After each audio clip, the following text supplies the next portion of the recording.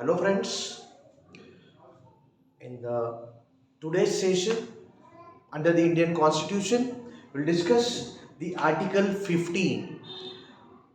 After discussion of Article 368 जो हमने पहले के सेशन में डिस्कस किया, Article 368 which deals with the amendment of the Indian Constitution. तो Article 368 उसका बैकग्राउंड, उसका रिलेवेंस, कंटेम्प्ररी रिलेवेंस, ये हमने उस लास्ट सेशन में डिस्कस किया. तो आज हम जो सेकेंड सबसे इंपॉर्टेंट आर्टिकल इंडियन कॉन्स्टिट्यूशन का, दैट इज आर्टिकल 15. अभी आर्टिकल 15 को हम डिस्कस करेंगे with respect to this three different segments. पहला जो है that is the background of the article 15. Second segment is the relevance of the Article 15, and third segment is the contemporary development of or with respect to the Article 15.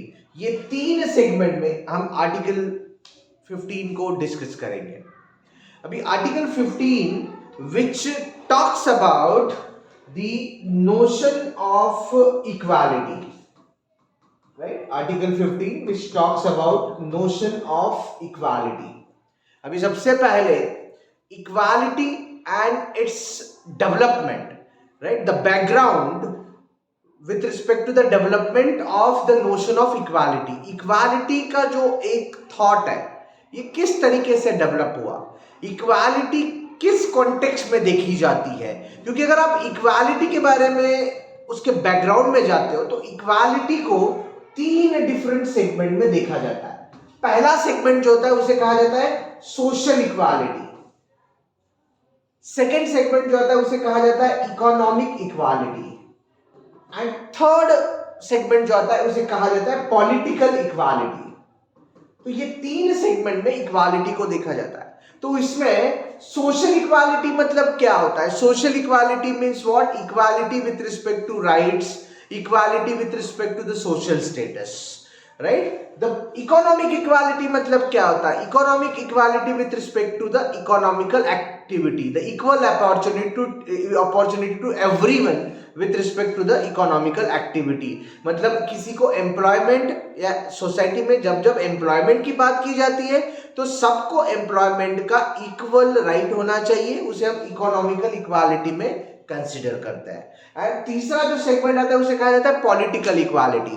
Political equality with respect to the political rights. तो political rights में क्या आता है? Political rights with respect to the religion, race, gender, इसको कहा जाता है political equality. तो ये तीनों सेगमेंट में इक्वालिटी को जो है वो देखा जाता है. लेकिन ये जो तीनों सेगमेंट मैं आपको बता रहा हूं, ये तीनों सेगमेंट एकदम से नहीं आए हैं. इसमें ग्रेजुअल डेवलपमेंट हुआ.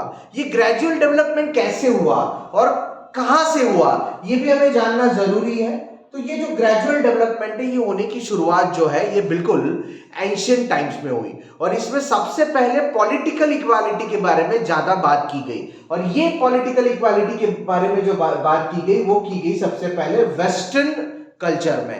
तो इसलिए उसको वेस्टर्न पॉलिटिकल थॉट भी कहा जाता है. तो वेस्टर्न पॉलिटिकल थॉट में जो सबसे पहले एंशिएंट प्रोमिनेंट जो थिंकर था उसका नाम था प्लेटो. ये प्लेटो जो था ये actually belongs to the Greece tradition.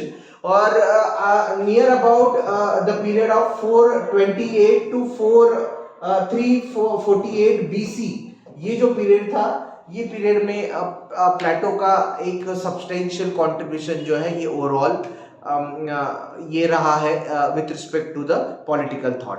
तो इसमें प्लेटो ने पॉलिटिकल इक्वालिटी के बारे में बात की. और पॉलिटिकल इक्वालिटी में सबसे पहले उसने कहा, right, with respect to the equality of opportunity for women, right, equality of opportunity for women. ये जो वुमेन के लिए जो पहला पॉलिटिकल इक्वालिटी के लिए फोकस किया गया, ये क्यों किया गया? क्योंकि हमें पता है कि एंशिएंट टाइम्स में जेंडर इनइक्वालिटी जो है ये सबसे ज्यादा पैमाने में होती थी. इसीलिए सबसे पहले वुमेन और इक्वालिटी ऑफ द वुमेन पे ज्यादा फोकस किया गया. इसीलिए इस प्लेटो को फर्स्ट फेमिनिस्ट भी कहा जाता है. हमें पता है ये फेमिनिस्ट टर्म, क्योंकि फेमिनिज्म जो है it specifically deals with what, it deals with the opportunity और equality with respect to the women और जेंडर इक्वालिटी।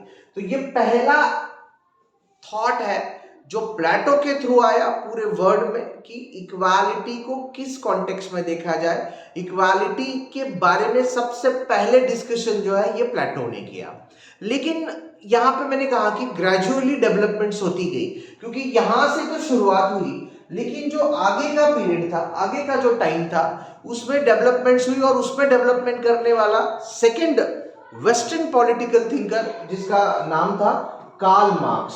और ये बहुत ही ज्यादा प्रोमिनेंट थिंकर है क्योंकि इसने मार्क्सिज्म, कम्युनिज्म जैसी फिलॉसफी जो है वर्ल्ड को दी, लेकिन उसका इक्वालिटी में भी बहुत ही सब्सटेंशियल कंट्रीब्यूशन है, क्योंकि इक्वालिटी के बारे में उसने भी उसका एक थॉट जो है ये वर्ल्ड के लिए प्रपोज किया, और वो थॉट था the equality with respect to the social and economical context. तो सोशियो इकोनॉमिक इक्वालिटी आप कह सकते हो, ये सबसे पहले जो डिस्कस किया वो किया कार्ल मार्क्स ने।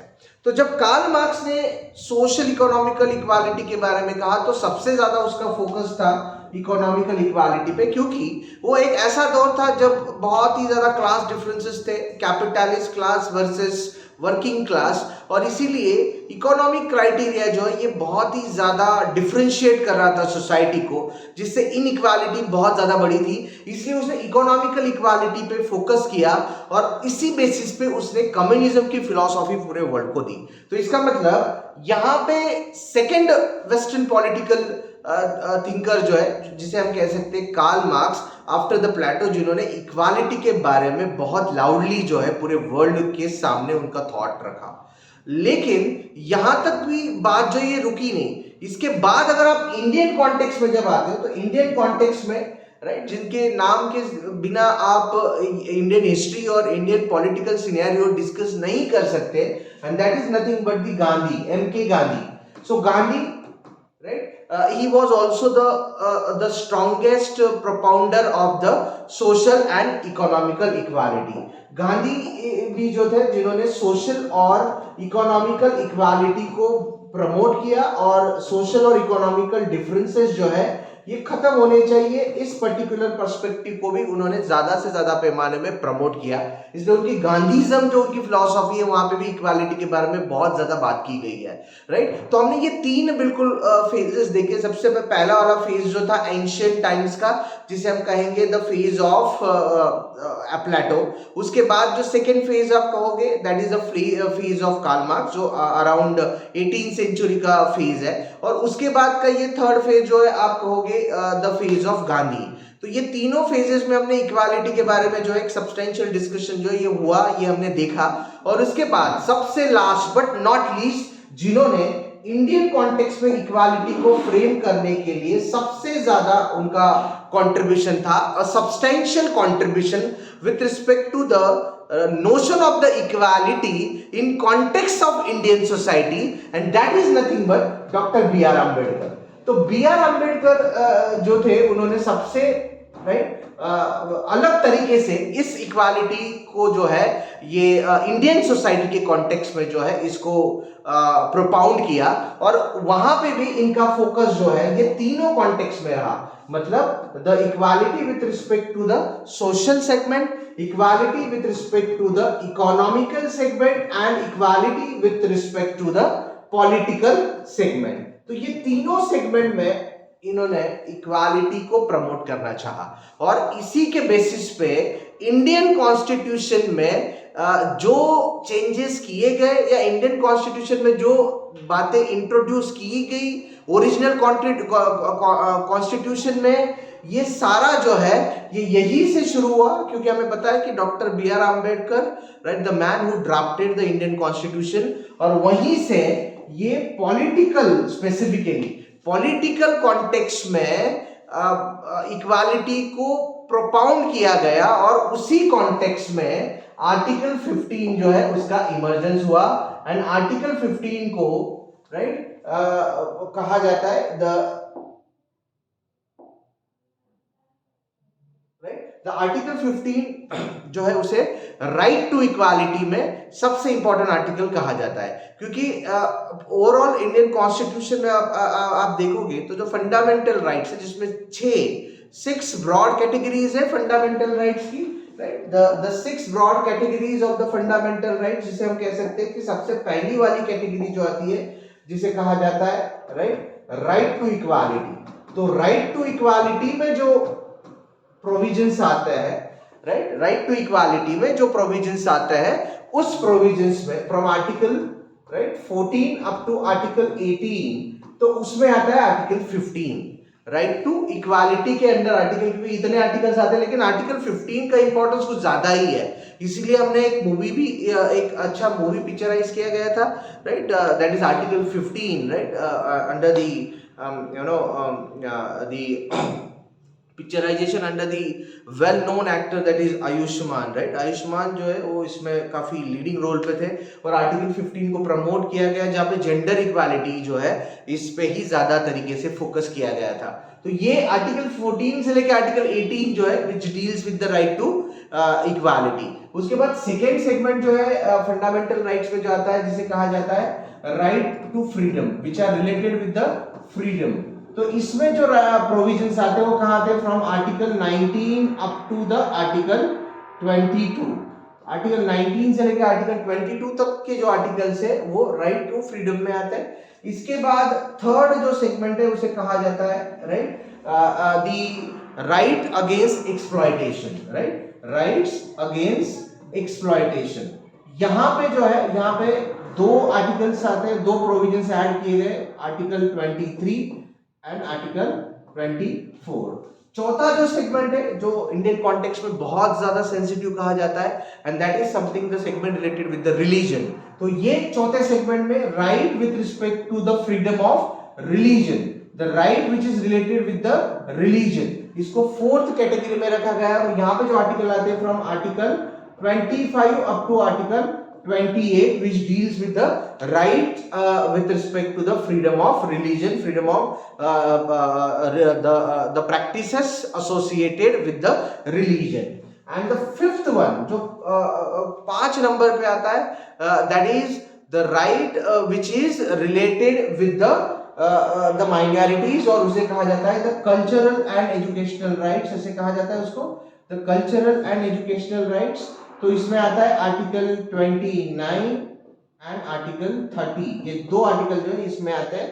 And the last one, right, the last one जिसके बारे में मैंने पहले सेशन में भी वो मेंशन किया था, जिसमें आर्टिकल 32 आता है जिसको soul of the Indian constitution कहा जाता है। And that article is something considered as the article with respect to the constitutional remedies, right, constitutional remedies पे ये जो आर्टिकल है ये लास्ट में आता है और उसे कहा जाता है आर्टिकल, राइट, 32, राइट, जिसको soul of the Indian constitution भी कहा गया है। Doctor B R Ambedkar ji ने उसको soul of the Indian constitution कहा है। तो अल्टीमेटली ये जो 6 कैटेगरीज है इसमें सारे फंडामेंटल राइट्स आते हैं, लेकिन आर्टिकल 15 के बारे में जिसके बारे में हम आज डिस्कशन कर रहे हैं वो आर्टिकल आता है इक्वालिटी में। तो इसीलिए मैंने इक्वालिटी का बैकग्राउंड आपके सामने डिस्कस किया कि equality, notion of the equality, उसका डेवलपमेंट ये हमने डिस्कस किया, और उसके बाद फिर हमने इस इक्वालिटी के आर्टिकल को सबसे पहला स्थान दिया है फंडामेंटल राइट्स में। आप देख रहे हो क्योंकि राइट टू इक्वालिटी से ही फंडामेंटल राइट्स शुरू होते हैं, तो हमने सबसे पहले सबसे ऊपर जो है इक्वालिटी को रखा है। तो इसमें जो आर्टिकल 15 है, article 15 which deals with the equality, तो आर्टिकल 15 एग्जैक्टली क्या कहता है जिसकी वजह से उसको बहुत ज्यादा इंपॉर्टेंस है, जिसमें एक मूवी भी पिक्चराइज किया गया है। तो आर्टिकल 15 जो है it talks about the equality with respect to what, with respect to race, right, with respect to religion, right, with respect to gender, with respect to caste and with respect to place of birth, place of birth, right, इसको हम जन्म स्थान कहते हैं। मतलब race सबसे पहले आता है, उसके बाद रिलीजन, राइट, उसके बाद gender, caste and place of birth. ये 5 सेगमेंट में ये क्या कहता है आर्टिकल 15? आर्टिकल 15 कहता है कि state shall not prohibit anyone on the basis of race, religion, gender, caste and place of birth only. ये भी बहुत इंपॉर्टेंट वर्ड है। ओनली क्यों यूज किया है? क्योंकि ये 5 बेसिस पे ही स्टेट जो है, जो गवर्निंग बॉडी है, वो डिस्क्रिमिनेट किसी को नहीं कर सकती है। अगर कोई डिस्क्रिमिनेट कर सकता है और अगर कोई डिस्क्रिमिनेट कर रहा है तो उस पर रेगुलेट कर सकती है, उस पर एक्शन ले सकती है, जो गवर्निंग बॉडी है जिसे स्टेट कहा जाता है। ये 5 सेगमेंट में, और इसीलिए इस आर्टिकल को सबसे ज्यादा इंपॉर्टेंस दिया जाता है। इसको समानता का अधिकार भी कहा जाता है। राइट टू इक्वालिटी में सबसे पहले स्थान पे इस पर्टिकुलर आर्टिकल को रखा जाता है, दैट इज आर्टिकल 15। तो article 15 talks about the equality with respect to this 5 segment. अभी हमने आर्टिकल 15 का ये रिलेवेंस देखा, लेकिन आर्टिकल 15 में काफी रिफॉर्म्स भी हुए हैं। जो अभी हुआ that is something consider as the contemporary reform. इसे मैं कंटेम्पररी रिफॉर्म इसलिए कह रहा हूं कि ये अभी हुआ जो है, ये ऐसा रिफॉर्म है जो अभी हुआ है, इसलिए इसको मैं कंटेम्पररी रिफॉर्म में कंसिडर करता हूं। राइट, तो कंटेम्पररी रिफॉर्म में क्या किया गया? आर्टिकल 15 को अमेंड किया गया है। अमेंडमेंट प्रोसीजर जो हमने ऑलरेडी देखी अंडर दी आर्टिकल 368। राइट, 368 के तहत इंडियन कॉन्स्टिट्यूशन को अमेंड किया जा सकता है। मैंने लास्ट सेशन में भी कहा, इसलिए उसको body of the Indian constitution भी हम कह सकते हैं। राइट, तो आर्टिकल 368 के तहत इसमें अमेंडमेंट किया गया है और इसे हम कॉन्स्टिट्यूशनल अमेंडमेंट कहते हैं, क्योंकि हमने कॉन्स्टिट्यूशन में अमेंडमेंट किया है। तो एग्जैक्टली हमने अमेंडमेंट किया क्यों, और ये अमेंडमेंट करके किस तरीके का बेनिफिट सोसाइटी को हुआ, और अमेंडमेंट कहां किया गया? तो अमेंडमेंट करते समय आर्टिकल जो 15 है, आर्टिकल 15 में जो 4 क्लॉज थे 1 2 3 4, उसके बाद आर्टिकल 15 में 5 और 6, तो आर्टिकल 15 में 2 क्लॉज ऐड किए गए, और उसमें आर्टिकल 15 का जो छठा क्लॉज है वो स्पेसिफिकली ऐड किया गया इस रीसेंट अमेंडमेंट में। और इस अमेंडमेंट को 103 राइट 103 और 103rd अमेंडमेंट जो है ये कहा जाता है। इस अमेंडमेंट के तहत आर्टिकल 15 में ये छठा क्लॉज ऐड किया गया। फिर ये ऐड करके क्या हुआ? ये ऐड करके आर्टिकल 15 में एक नया जो दौर है वो आया इक्वालिटी का। वो क्या आया? क्योंकि अब तक आर्टिकल, जब तक ये अमेंडमेंट हुआ नहीं था 2019 तक, तब तक यहाँ पे इक्वालिटी के बारे में बात की जाती थी, लेकिन इक्वालिटी के बारे में बात करते समय हमेशा जो आर्टिकल 15 का क्लॉज 4 है वो कहता है कि the state should not prohibit, right, लेकिन पॉजिटिव डिस्क्रिमिनेशन मतलब क्या कि जो पिछड़ा वर्ग है सोसाइटी में, जिसमें स्पेसिफिकली कॉन्स्टिट्यूशन कहता है कि schedule caste, schedule tribe and OBC, other backward classes, उनके लिए स्पेशल प्रोविजन जो है वो किए जा सकते हैं। लेकिन उसको भी इक्वालिटी में क्यों कंसिडर किया जाता है? ये चीज भी हमें थोड़ा सोचने जैसी है। देखिए मैं आपको एक्सप्लेन करता हूँ। नॉर्मली ये दो पॉइंट में हमें कॉन्ट्राडिक्शन नजर आता है, क्योंकि आर्टिकल 15 जो है जो कहता है कि state shall not prohibit on the basis of race, religion, right, gender, caste and place of birth. Right, ये आर्टिकल 15 जो है वो कहता है। लेकिन उसका ही जो चौथा क्लॉज है, आर्टिकल 15 का 4th क्लॉज जो है वो कहता है कि state can go for making the special provision, right, with respect to the schedule caste, schedule tribe and other backward classes SC, ST and OBC। तो यहाँ पे हमें कहीं ना कहीं क्या दिख रहा है? कॉन्ट्राडिक्शन दिख रहा है। मतलब हमें ऐसे लग रहा है कि अरे ओरिजिनल जो आर्टिकल है वो कह रहा है कि प्रोहिबिशन नहीं होना चाहिए, लेकिन यहाँ पे तो आप कास्ट के बेसिस पे स्पेशल प्रोविजन के लिए प्रमोट कर रहे हो। तो यहाँ पे तो हमें कॉन्ट्राडिक्शन दिख रहा है, लेकिन एक्चुअली वैसा है नहीं। ये कॉन्ट्राडिक्शन है, लेकिन इस कॉन्ट्राडिक्शन को, राइट, पॉलिटिकल कॉन्टेक्स्ट में कहा जाता है पॉजिटिव डिस्क्रिमिनेशन। इसे क्या कहा जाता है? पॉजिटिव डिस्क्रिमिनेशन, या इसे रिवर्स डिस्क्रिमिनेशन भी कहा जाता है। रिवर्स और पॉजिटिव डिस्क्रिमिनेशन, ये क्यों कहा गया? तो हमें ये समझना है। देखिए ये डिस्क्रिमिनेशन है। ओरिजिनल आर्टिकल कहता है कि डिस्क्रिमिनेशन नहीं होना चाहिए, लेकिन उसका ही क्लॉज 4 कहता है कि डिस्क्रिमिनेशन वो किया जा सकता है। स्पेशल प्रोविजन जो है वो SC, ST एंड OBC को दिए जा सकते हैं, इसलिए इसको पॉजिटिव डिस्क्रिमिनेशन कहा है। कैसे? देखिए यहाँ पे पॉजिटिव डिस्क्रिमिनेशन इसलिए कहा है क्योंकि यहाँ पे ये प्रोविजन ऐड करके कहीं ना कहीं इक्वालिटी को प्रमोट ही किया गया। कैसे? सोसाइटी में जो दो डिफरेंट क्लासेस है, जिसे हम कहते हैं, इंडियन सोसाइटी के बारे में बात करेंगे तो upper class and lower class, right? तो upper and lower class with respect to what? With respect to the social status, the economical status and political status. तो यहाँ पे जो क्लास, राइट, जो इन तीनों कॉन्टेक्स्ट में, जिसकी वजह से हम उसको पिछड़ा वर्ग कहते हैं, जिसको बैकवर्ड क्लासेस कहा जाता है, social, economical and politically backward classes. तो ये क्लासेस जो थे एंशियंट टाइम से लेके मॉडर्न टाइम्स तक, ये डिफरेंस बहुत ज्यादा बढ़ा हुआ था। और अगर हमें इक्वालिटी को प्रमोट करना है तो कहीं ना कहीं हमें, एक तो यहाँ पे अगर दो क्लासेस हमें नजर आ रहे हैं तो जो अपर क्लास है, राइट, उसको हमें नीचे लाना पड़ेगा, जो लॉजिकली एक्सेप्टेबल नहीं है, या फिर जो क्लासेस जो है वो इस पर्टिकुलर डेवलपमेंट में पीछे पड़े, उनको हमें अपलिफ्ट करना पड़ेगा, राइट? तो उसको अपलिफ्ट करने के लिए हमें कुछ सपोर्ट उनको देना पड़ेगा, तभी हम उसको अपलिफ्ट कर पाएंगे। And then at particular time, right, there will be the equality in the society. इसीलिए ये कहीं ना कहीं आप कह सकते हो डिस्क्रिमिनेशन, लेकिन ये पॉजिटिव डिस्क्रिमिनेशन है, क्योंकि आप ये पॉजिटिव पर्पस के लिए कर रहे हो, क्योंकि आप इनको अपलिफ्ट करोगे तो एक स्टेज के बाद ये सोसाइटी में पूरी इक्वालिटी आ जाएगी। और उसी कॉन्टेक्स्ट में इस पर्टिकुलर प्रोविजन आर्टिकल 15 में क्लॉज 4 को ऐड किया गया था। लेकिन क्लॉज 6 जो है, राइट, इसने क्या किया? ये क्लॉज 6 जो है, जिसमें मैंने कहा कि 103 amendment, right, 103, right, 103 amendment act जो है, ये जब जैसे ही ऐड हुआ, इसको किया गया 2019 में, इससे क्लॉज 6 ऐड किया गया। तो इसको हम आगे लेके गए, क्या किया?